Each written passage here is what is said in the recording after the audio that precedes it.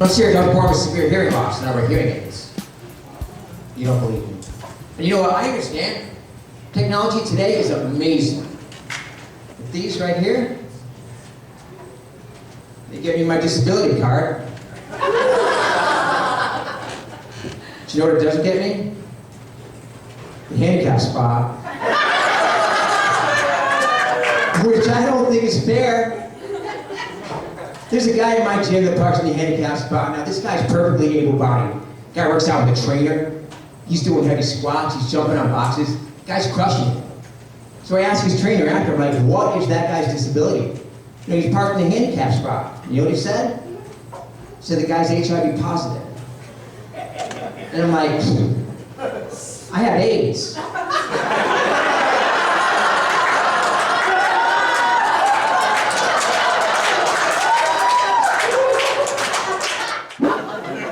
There are some real advantages to being hard of hearing. I can sleep. Ever hear those leaf blowers at the ass crack of dawn on a Monday morning? I don't. I could be one of the world's greatest nappers. Like, I wish napping were an Olympic sport, I'd be a gold medalist. Helicopters, construction, home intruders, I'm not waking up. When you're hard of hearing, the word what is like a magic word. It's almost always followed by, never mind, I'll do it myself. If I get in a fight with my girlfriend, I just take my hearing aids out and it's over. Yeah, and I get the last word. Okay, technically she gets the last word, but it falls on deaf ears, so. And I think when people see me, you know, white boy from Connecticut, they automatically assume that I'm like rich or that I come from money. And that is not the case. Don't get me wrong, it's not like we were white trash. More like white recycling. I'm misunderstood as a person, you know? Like, people think I'm a dick. A lot. I can't help it, I have a resting dick face, okay? That just came out that way. No one ever believes when I tell them I'm 46. They're like, what's your secret? How do you stay looking so young? And it's simple. Naps. Yeah, and don't have kids. So you can take naps. Yes! And don't do crystal meth, that's about Dad had that talk with me about all the important decisions I'll make in life. He said, Dale, marriage is the first step to a divorce. And kids are a life sentence. I was 6 when we had that conversation, so.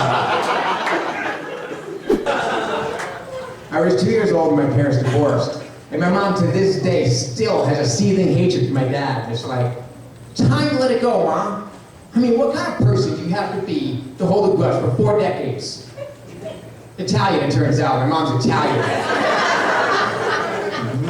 I would come home from school and my mom would still be at work, and they had a term for us growing up. They called us latchkey kids. And today there's a new term. It's called child neglect. Whatever. Do you guys ever notice when people say whatever in conversation that what they really want to say is fuck you? Right? It's like, just tell me what you really mean. Mom? Wait a minute, I mean, the planet is burning up. It's 108 degrees today in Paris. The polar ice caps are melting. Oceans are rising. Storms, fires, and floods are destroying our cities and towns. What I'm trying to say, people, is that this is the worst time in history for me to quit smoking weed. I'll tell you that much. Depression, you know? Because if you're functional like me, you might not even realize you're depressed. You know, and I come to realize there are signs. Okay, like, if you wake up in the morning, the first word out of your mouth is fuck.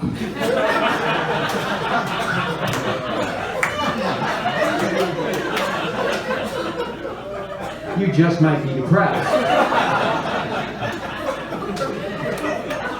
Your therapist tells me I'm a pessimist. I tell her I'm pretty sure this relationship's not gonna work out. So I've been reading about these diseases making a comeback. You know, ones I thought we'd gotten rid of, like measles, tuberculosis, And overt racism, that's a thing again apparently. People are racist and proud. Instagramming that shit. It used to be something you want to keep under wraps, you know? Kind of like people used to want to keep their kids from getting measles. It was... I wasn't sure if I had a room full of racist anti-vaxxers here. Only in Boston could that happen. So I quit smoking weed, and I'm not depressed anymore. But I sure am angry. It's a tough call, you know? Depressed and stoned, or pissed and productive. It's a tough. People always assume that I'm gay. And I don't know why that's funny.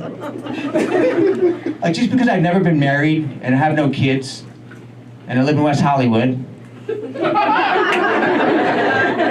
with my pet Chihuahua and drive a Mazda Miata. What? I got a great deal. Yeah, my sugar daddy gave it to me. It was free. No car payments. No, I got a gay friend. He told me, he said, Dale, what you are is a straight man trapped in a gay man's body. And I understood what you were saying, you know. I guess, you know, most heterosexual men my age don't usually hang on this well. And I thanked him for the compliment. But I think what I really am is a lesbian trapped in a man's body. I love strong women. I love Ellen. Rachel Maddow. And I like to sit when I pee, because, you know, if you have the choice, why not take a load off, you know?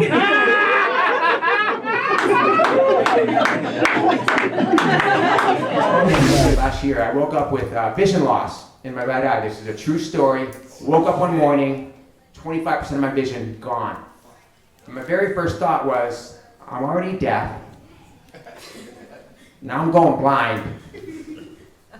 I sure am giving Helen Keller a run for her money here. I tend to downplay things, and my girlfriend, she tends to a worst case scenario in every situation. Like, love my girlfriend, but she's a little high strung, you know?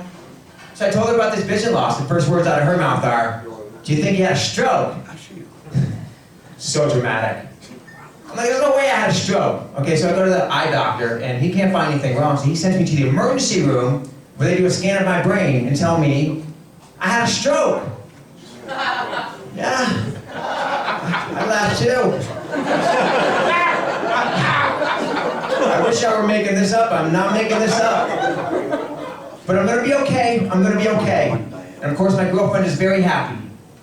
Not that I'm gonna be okay with that. She got to be right. She loves being right. But I spent 5 days in the hospital.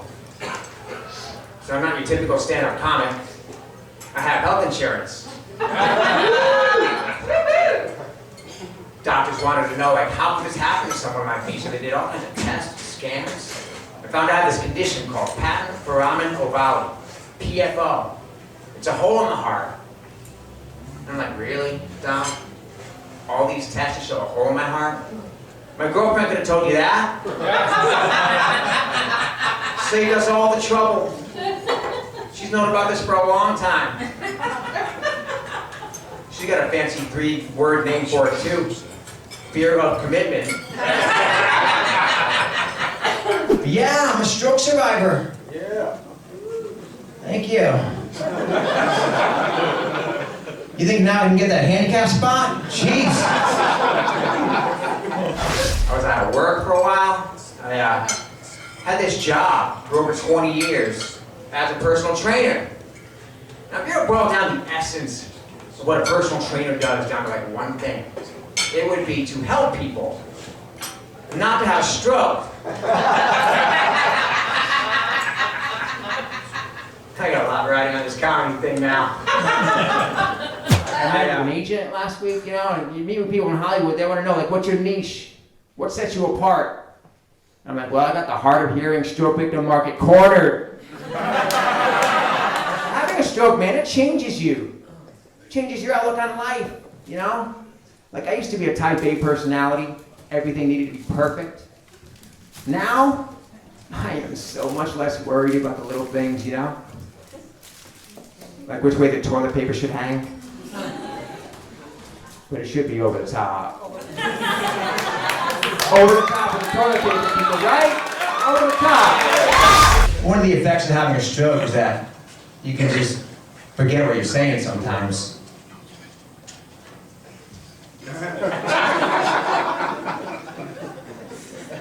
One of the effects of having a stroke is that you can just forget what you're saying sometimes.